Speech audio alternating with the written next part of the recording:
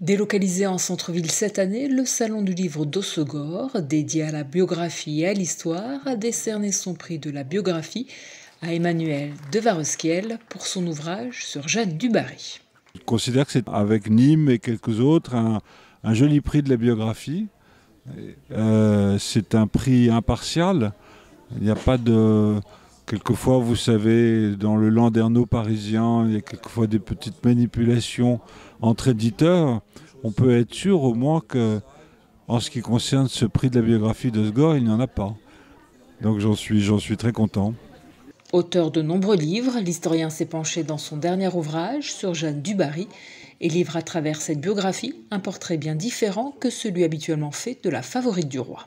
Je l'ai choisi quand j'ai eu la certitude que cette femme qui a vécu dans la seconde moitié du XVIIIe siècle, qui a été la maîtresse officielle de Louis XV pendant presque 8 ans jusqu'à la mort du roi en 1774, me donnerait mieux à comprendre que d'autres de ce XVIIIe siècle très particulier, ce siècle des Lumières, plein de contradictions, qui est aussi le siècle du mundus muliebris, le monde de la femme.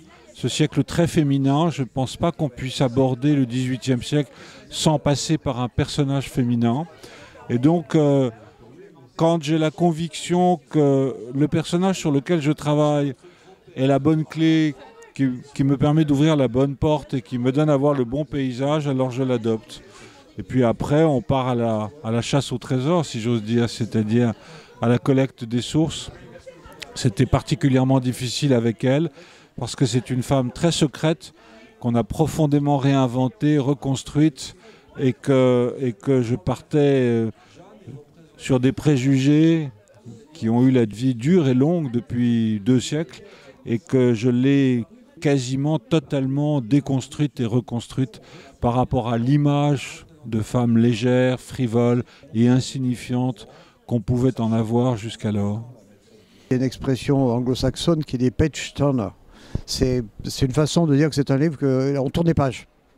Et c'est tout à fait le sentiment que j'ai eu, parce que quand je l'ai lu comme ça, c'est-à-dire que j'avais du mal à lâcher le livre, parce qu'il est écrit d'une manière qui est talentueuse, bien sûr, mais c'est une écriture qui vous transporte en même temps, et vous avez envie, tout de suite, vous avez envie de connaître la suite. Le premier page turner, peut-être, c'était Alexandre Dumas. Vous savez que c'était pas tout à fait le même siècle que la du Barry, mais voilà, c'est cette même façon d'écriture, cette même façon de capturer son lecteur, parce que c'est ça, on le capture et on le captive aussi.